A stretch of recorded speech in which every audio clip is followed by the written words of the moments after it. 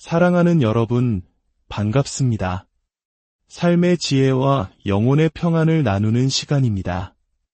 우리가 매일 드리는 기도 속에 어쩌면 무심코 지나쳤을지도 모르는 깊은 의미가 숨어 있다는 사실을 알고 계신가요?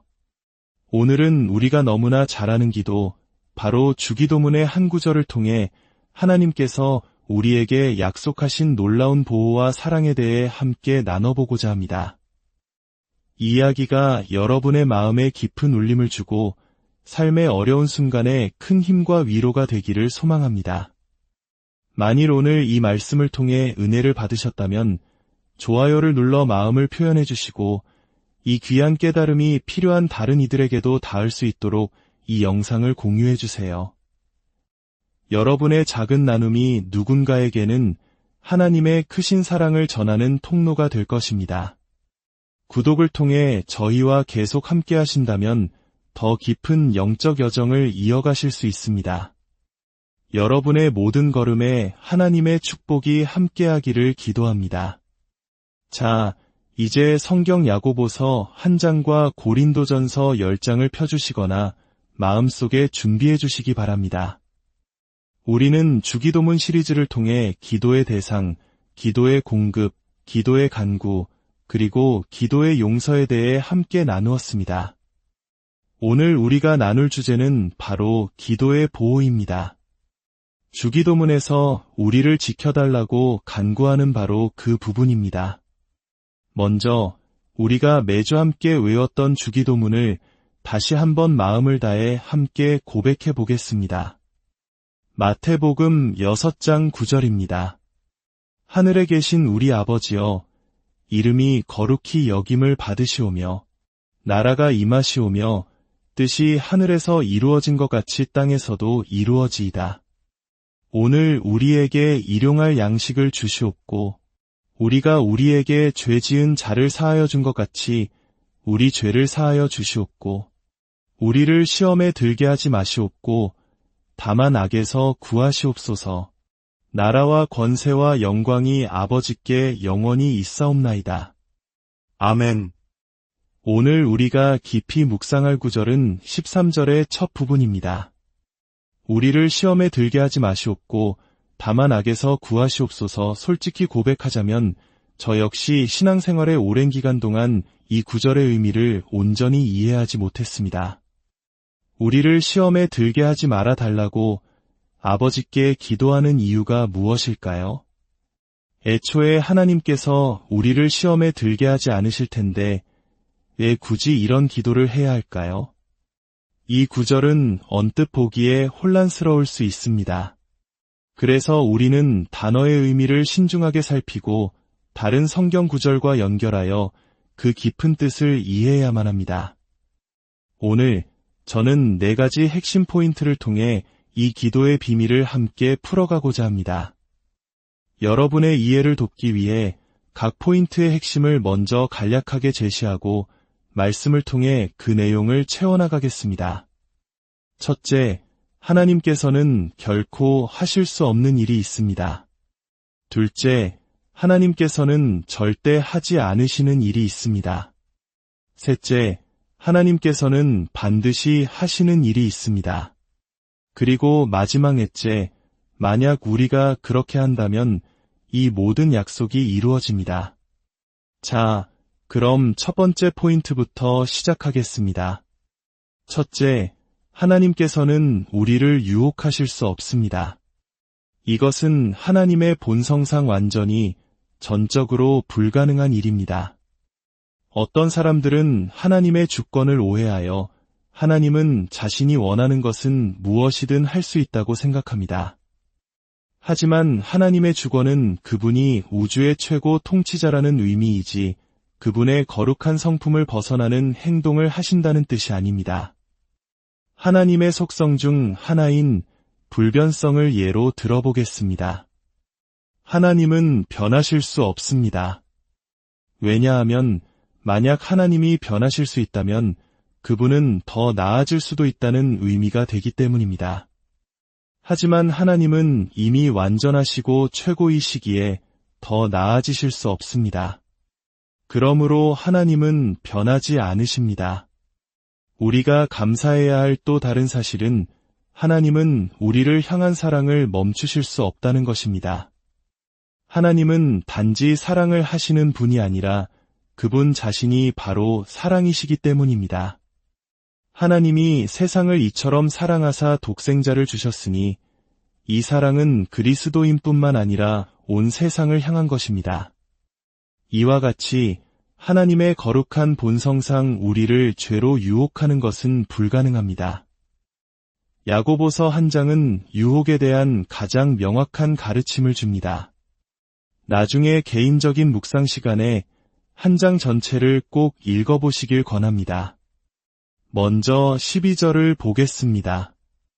시험을 참는 자는 복이 있나니 이는 시련을 견디어낸 자가 주께서 자기를 사랑하는 자들에게 약속하신 생명의 면류관을 얻을 것이기 때문이라. 이 구절에서 우리가 유혹을 견뎌낼 때 복을 받고 상을 받는다는 것을 알 수 있습니다. 여기서 견딘다는 것은 저항과 반대 속에서도 계속해서 신뢰하는 것을 의미합니다. 지금 내가 반대에 부딪히고 힘든 시간을 보내고 있지만 그럼에도 불구하고 나는 계속해서 하나님을 신뢰할 것이다. 이것이 바로 인내입니다. 이 제 13절과 14절을 보십시오. 아주 중요한 말씀입니다. 사람이 시험을 받을 때에 내가 하나님께 시험을 받는다 하지 말지니 하나님은 악에게 시험을 받지도 아니하시고 친히 아무도 시험하지 아니하시느니라. 오직 각 사람이 시험을 받는 것은 자기 욕심에 끌려 미혹됨이니 분명히 말씀하십니다. 아무도 나는 하나님께 유혹받고 있다고 말해서는 안 됩니다. 하나님은 악에게 유혹받지도 않으시고 친히 누구도 유혹하지 않으십니다. 그렇다면 우리는 언제 유혹을 받습니까? 바로 자기 자신의 욕심에 이끌릴 때입니다. 우리의 내면에 있는 어떤 욕망에 의해 마음이 흔들릴 때 원수인 사탄이 그 틈을 파고들어 우리를 유혹하는 것입니다. 성경은 사탄을 분명히 유혹하는 자라고 부릅니다. 우리가 하나님에게서 눈을 떼고 다른 곳에 집중하기 시작하는 바로 그 순간 사탄은 즉시 그것을 알아차리고 달려들어 유혹을 시작합니다. 하지만 기억하십시오. 하나님은 결코 우리를 유혹하지 않으십니다. 유혹하는 자는 사탄입니다. 여기서 이끌린다는 말은 옆으로 빗나간다는 뜻입니다. 우리의 초점이 흐트러지는 순간 문제가 시작됩니다. 마치 어린아이가 밥은 먹기 싫어하면서 달콤한 케이크만 달라고 우는 것과 같습니다. 아이의 관심은 오직 설탕에 쏠려 있습니다. 아들이 잠시 손녀를 돌볼 때 아이가 넘어져 울음을 그치지 않자 사탕 하나를 주니 순식간에 울음을 멈췄다고 합니다. 이것이 바로 초점의 문제입니다. 우리가 어디에 초점을 맞추고 있는가? 우리가 하나님이 아닌 다른 것에 초점을 맞추기 시작할 때 사탄이 다가옵니다. 마태복음 4장 3절은 말합니다. 시험하는 자가 예수께 나아와서 이르되 데살로니가전서 3장 5절에서도 이는 혹 시험하는 자가 너희를 시험하여 라고 말합니다. 유혹자는 하나님이 아니라 명백히 사탄입니다. 사탄은 때로 우리의 선한 욕망조차 이용해 우리를 유혹합니다. 제가 교회를 개척하고 몇 년이 지난 후 교회가 성장하고 저의 책임도 커지면서 외부 사역도 많아졌습니다. 너무나 바빠진 어느 순간 몇 년 동안 저를 괴롭히지 않았던 불순한 생각들이 갑자기 폭풍처럼 몰려오기 시작했습니다. 감당하기 힘든 공격이었습니다. 저는 아내와 교회 장로님들께 이 문제를 솔직하게 털어놓았습니다. 공격받을 때 다른 사람에게 자신을 공개하고 책임을 지는 것이 최선의 방법입니다. 마침 남성 수련회가 있었는데 강사로 오신 짐이 에반스 목사님께 제 고민을 이야기했습니다. 목사님, 갑자기 이런 생각들이 저를 압도하는데 어떻게 해야 할지 모르겠습니다. 제 마음은 그렇지 않은데 이 영역에서 계속 공격을 받고 있습니다. 잠시 침묵하던 그가 저에게 물었습니다. 골프는 얼마나 자주 치세요? 저는 그 질문을 이해할 수 없었습니다. 성적인 유혹과 골프 사이에 무슨 상관이 있단 말입니까? 저는 말했습니다. 골프 칠 시간이 전혀 없습니다. 그러자 그가 말했습니다. 그게 바로 문제입니다. 당신에게는 하나님이 주신 즐거움에 대한 욕구가 있습니다. 그런데 당신이 쉬고 재충전하고 즐거움을 누릴 시간을 갖지 않기 때문에 사탄이 가짜 즐거움으로 당신을 유혹하고 있는 겁니다. 그의 말은 충격이었습니다. 하나님은 우리가 재창조, 즉 휴식을 통해 새롭게 되기를 원하십니다. 항상 일만 하는 것이 아니라 긴장을 풀고 삶을 즐기기를 원하십니다. 그는 제게 말했습니다. 즐거움을 위한 무언가를 다시 시작해야 합니다. 그렇지 않으면 원수가 하나님이 주신 선한 욕망을 붙잡고 그것을 잘못된 방향으로 틀어버릴 겁니다. 여러분, 죄가 무엇인지 아십니까? 죄는 기쁨의 위조품입니다. 우리가 주님과 주님이 주신 것들로부터 마땅히 받아야 할 참된 기쁨을 누리지 못할 때 사탄이 다가와 가짜 기쁨을 속삭이는 것입니다. 이제 두 번째 포인트입니다. 둘째, 하나님께서는 우리를 잘못 인도하지 않으십니다. 그렇다면 우리는 우리를 시험에 들게 하지 마옵소서라고 기도해야 할까요? 여기서 우리는 시험이라는 단어의 폭넓은 의미를 이해해야 합니다. 신약 성경에서 이 단어는 다양한 의미로 번역됩니다. 야고보서 1장 2절과 3절을 보십시오. 내 형제들아 너희가 여러 가지 시험을 당하거든 온전히 기쁘게 여기라. 이는 너희 믿음의 시련이 인내를 만들어내는 줄 알미라. 주목하십시오. 여기서 시험이라고 번역된 헬라어 단어는 마태복음 6장 13절에서 시험으로 번역된 단어와 정확히 같은 단어입니다. 이 단어는 우리가 흔히 생각하는 죄로의 유혹뿐만 아니라 시련 또는 테스트라는 더 넓은 의미를 포함하고 있습니다. 그렇다면 하나님께서 우리를 시련이나 테스트로 인도하시는 경우가 있을까요? 정답은 그렇습니다입니다.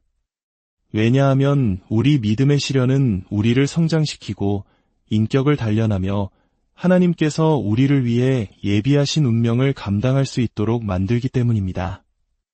하지만 하나님은 오직 우리의 유익을 위해서만 그렇게 하십니다. 하나님께서 우리를 시련으로 이끄실 때 유혹하는 자인 사탄이 그 시련 속에서 우리를 유혹하기 위해 기다리고 있다는 것을 알아야 합니다. 하나님은 그것을 이미 알고 계십니다.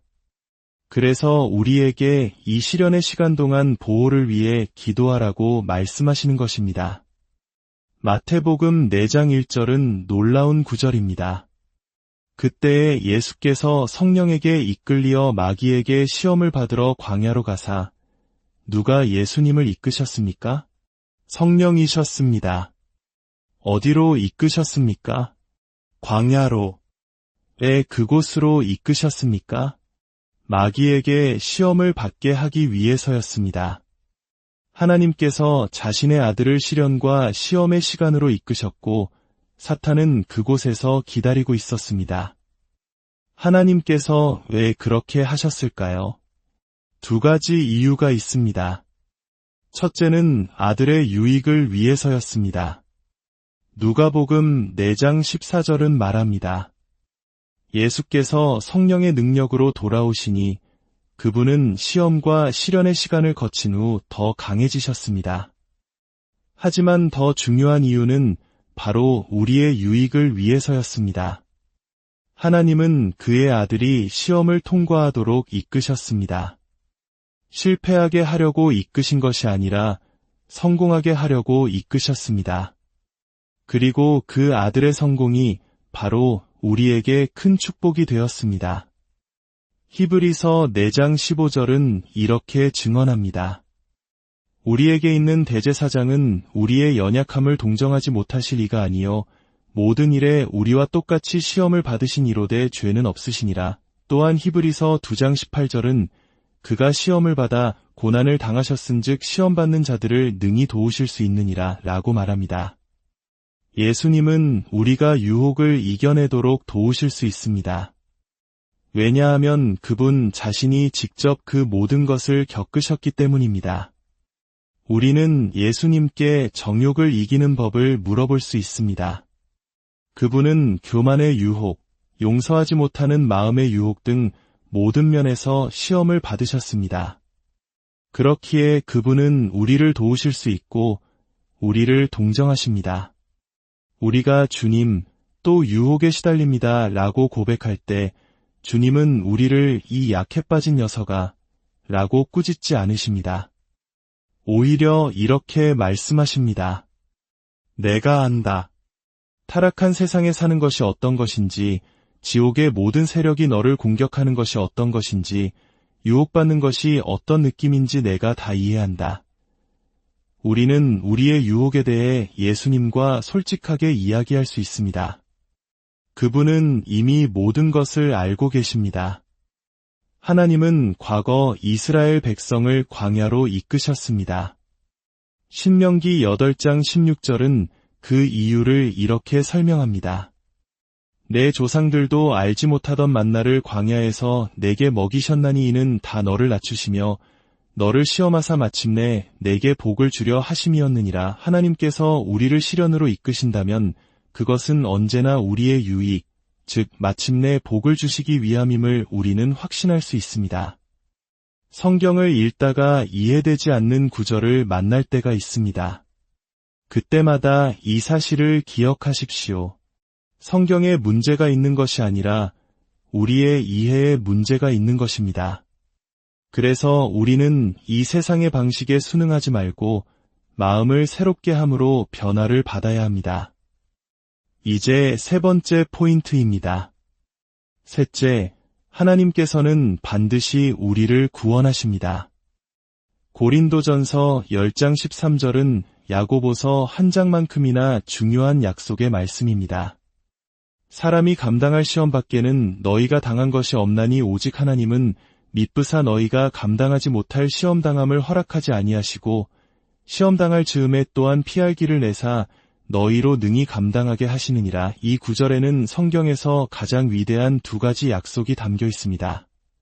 첫째, 하나님은 결코 내가 감당할 수 있는 수준 이상의 시험을 허락하지 않으신다. 둘째, 하나님은 모든 시험과 함께 피할 길을 만드신다. 즉, 내가 허락하기만 한다면 하나님은 나를 구원하실 것입니다. 사도 바울은 디모데후서 4장에서 이렇게 고백합니다. 내가 사자의 입에서 건짐을 받았느니라. 주께서 나를 모든 악한 일에서 건져내시고 또 그의 천국에 들어가도록 구원하시리니 베드로후서 2장 9절은 주께서 경건한 자는 시험에서 건지실 줄 아시고 라고 말씀합니다. 저는 방법을 모르지만 하나님께서 방법을 알고 계시다는 사실에 감사합니다. 그분은 모든 유혹에서 나를 건져낼 방법을 아시며 피할 길을 만드십니다. 우리가 해야 할 일은 바로 기도하는 것입니다. 예수님께서 제자들에게 기도를 가르치신 이유가 바로 이것입니다. 우리는 매일 악한 자로부터의 보호와 유혹을 이길 힘을 위해 기도해야 합니다. 하나님, 저는 하나님께서 누구도 유혹하지 않으신다는 것을 압니다. 하지만 유혹하는 자가 있다는 것도 압니다. 모든 유혹과 함께 피할 길을 예비하시고 제가 감당할 수 있는 것 이상으로 시험받지 않게 하시는 것이 하나님의 뜻임을 믿습니다. 오늘 제가 시험을 당하거나 시련 가운데 원수가 저를 공격할 때 주님을 신뢰하며 주님께서 예비하신 피할 길을 찾겠습니다. 제가 예전에 스키 여행을 갔을 때의 일입니다. 리프트를 타려고 기다리는데 제 옆에 한 여성이 와서 앉았습니다. 리프트를 타고 올라가는 도중 그녀가 대뜸 오늘 밤 제 방으로 오시겠어요? 라고 말했습니다. 저는 너무 놀라서 저는 결혼했습니다. 라고 대답했습니다. 그녀는 저도 마찬가지예요. 라고 아무렇지 않게 말했습니다. 그 순간 주님께서 저를 구원하시는 것을 느꼈습니다. 저도 모르게 제 입에서 이런 말이 나왔습니다. 저는 한 남자와 한 여자와 결혼했습니다. 그녀는 놀라며 몸을 옆으로 피했습니다. 저는 설명했습니다. 네, 저는 데비라는 아름다운 여성과 그리고 위대하신 주 예수 그리스도라는 분과 결혼했습니다.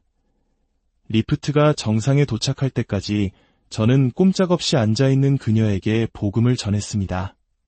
그녀가 먼저 말을 걸었으니까요.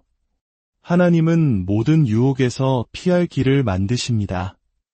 마지막 네 번째 포인트입니다.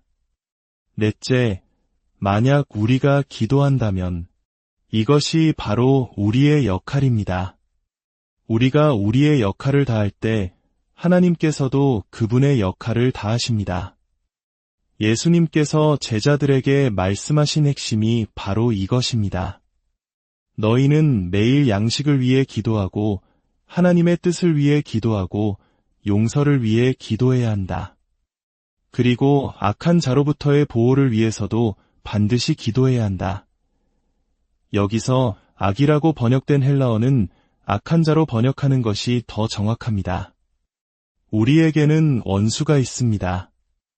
특히 시련의 시기에 우리를 공격하는 원수가 있습니다. 그러니 우리는 반드시 기도해야 합니다. 예수님께서는 겟세마네 동산에서도 거의 똑같은 말씀을 하셨습니다. 마태복음 26장 41절입니다. 시험에 들지 않게 깨어 기도하라. 마음에는 원이로되 육신이 약하도다. 유혹을 이기는 방법은 기도하는 것입니다. 요한복음 17장에서 예수님께서는 직접 이렇게 기도하셨습니다. 내가 비옵는 것은 그들을 세상에서 데려가시기를 위함이 아니요 다만 악에 빠지지 않게 보전하시기를 위함이니이다. 이 기도는 주기도문의 기도와 정확히 일치합니다. 그들을 시련과 시험에서 빼내달라고 기도하는 것이 아니라 악한 자로부터 그들을 구해달라고 기도합니다. 교회를 개척한 후 저는 상상 이상의 영적 전쟁을 겪어야 했습니다. 사탄은 지역 교회를 미워합니다. 교회가 하나님 나라를 위해 얼마나 많은 일을 하는지 알기 때문입니다. 저희 가족이 교회 개척 후 처음으로 떠난 휴가에서 우리는 운전 중에 2번이나 정면 충돌 직전에 아찔한 사고를 겪었습니다. 아들 제임스는 급류 래프팅 중 물에 빠져 죽을 뻔했습니다. 그리고 휴가에서 돌아온 후 저는 자전거를 타다 큰 사고를 당해 뼈가 부러지고 의식을 잃었습니다. 한 목사 친구가 그 소식을 듣고 말해 주었습니다. 그날 아침 당신을 위해 기도하고 있었는데 환상 중에 당신이 자전거를 타는 것을 보았어요. 그런데 갑자기 옆에서 사자가 나타나 자전거를 쳐서 당신을 넘어뜨렸습니다. 당신은 지금 공격받고 있으니 기도의 수준을 높여야 합니다. 그때 아내와 저는 기도하며 하나님께 지혜를 구했고 우리를 위해 매일 기도해줄 중보기도자들을 세워야겠다는 마음을 주셨습니다. 이제 우리 교회의 모든 목회자는 자신을 위한 중보기도팀을 두는 것이 정책이 되었습니다. 하지만 저는 그들의 기도에만 의지하지 않습니다. 저 또한 제자이기에 예수님께서 가르쳐 주신 대로 기도합니다. 주님, 저를 시험에 들게 하지 마옵소서. 주님께서 저를 이끄시는 시련 속에서도 유혹에 빠지지 않도록 도와주시고 저와 제 가족을 악한 자로부터 구원하시고 보호하여 주시옵소서. 이제 잠시 눈을 감고 하나님께서 이 말씀을 통해 각자에게 무엇을 말씀하시는지 귀 기울여 보시기 바랍니다. 나는 나의 건강과 가족, 결혼 생활과 재정, 그리고 내 경력을 위해 보호의 기도를 드리고 있는가? 하나님께서 내게 맡기신 것들을 지키기 위해 나의 역할을 다하고 있는가? 나를 모든 악에서 구원하고 유혹 중에 피할 길을 내어주시는 것이 하나님의 뜻임을 믿는가? 그렇다면 나는 그분의 뜻이 이루어지도록 기도하고 있는가? 지금 어떤 어려움 가운데 계십니까? 어떤 시련, 시험 또는 유혹과 싸우고 계십니까? 혼자 힘들어하지 마십시오. 우리는 모두 기도가 필요합니다. 교만 때문에 기도의 도움을 구하기를 주저하지 마십시오. 사랑의 하나님 아버지, 지금 이 말씀을 듣는 모든 당신의 자녀들을 위해 기도합니다. 각 사람이 겪고 있는 시련과 아픔을 주님께서 아십니다. 그들의 마음을 만져주시고 감당할 수 없는 시험은 허락하지 않으신다는 약속의 말씀을 굳게 붙들게 하옵소서. 시험당할 즈음에 피할 길을 내시는 신실하신 하나님을 신뢰하게 하시고 모든 유혹을 이길 힘을 더하여 주시옵소서. 성령님, 깨어 기도할 수 있는 마음을 주시옵소서.